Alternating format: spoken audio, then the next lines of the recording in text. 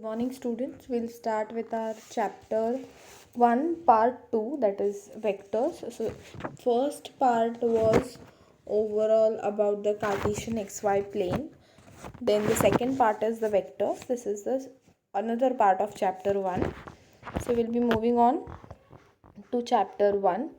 So what is the introduction to vectors? Vectors are relatively new arrival to the world of mathematics, dating only from the 19th century.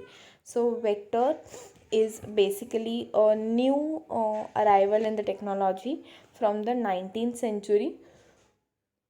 You can also apply here Euler's rule on the geometric database to discover whether it consists to fake features. So in vectors as well, you can apply Euler's rule, as we have seen Euler's rule yesterday in the last topic. They provide us with some powerful techniques of computing angles between lines and the orientation of surfaces. So vectors, what they do, they allow us to check the surfaces, that is the surface area of a particular image, as well as the angles between the lines. If lines and dots are connected, what angles do they form is can be seen through vectorization. They also provide a coherent framework for computing the behavior of dynamic objects in computer animation and illumination models in rendering. So basically what they do is they create a framework for these computing techniques with dynamic objects. That is, every time a new creation is done in computer animation. So computer animation technology is using vectorization and illumination models. Illumination models means, suppose you have a cartoon, so that cartoon is moving, we want to see it as moving, but actually that image is one single image, and n number of images as illuminated are placed behind each other so that it looks like an cartoon moving, but that is not actually moving. So such illuminations are also made through rendering, and that uses vectorization. So now what is the difference between scalar and vector? So we often employ a single number to represent quantities that we use in daily life, such as height, age, shoe size, waist and chest measurements. The magnitude of this number depends on your age, whether we use metric or imperial units. Such quantities are called scalar. In easy words, the things which we can quantify, that is we can measure, can be said as scalar, that is your height, your age, your weight, your shoe size. All those things can be easily measured, that is you get a number, proper exact number to that value, so that is called as scalar. In computer graphics, scalar quantities include color, height, width, depth, brightness, number of frames, etc. So in computer graphics, if we go for these designing and animation world, or in the 3D world, the scalar quantities which are there, these were the above were only the general quantities, that is height, age, shoe size and everything. But through CG, that is computer point of view, computer graphic point of view, if we calculate scalar quantities, so they are color, height, width, depth, brightness, number of frames arranged, all those things.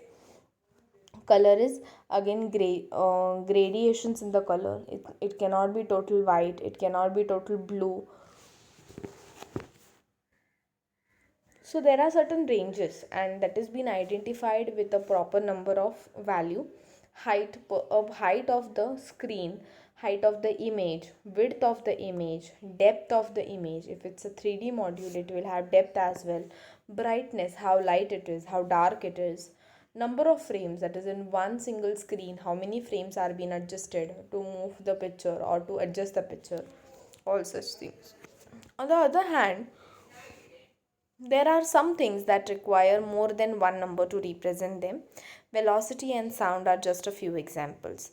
These cannot be represented accurately by a single number. So, usually when you talk about scalar, I said that you can quantify it. That is, the quantity can be measured through these values.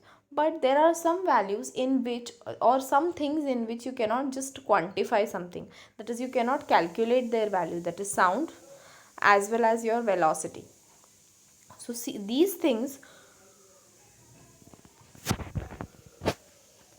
when measured, it will be this force we use to lift an object and also has a value and a direction. So sound, when you calculate sound, it will either have your object through which it is making the sound, a value, that is how it is moving, in which direction it is moving, all such things are calculated. So there is not only one number, one value through which we can calculate sound. So there are n number of things or characteristics through which we have to calculate sound, and for that is the reason.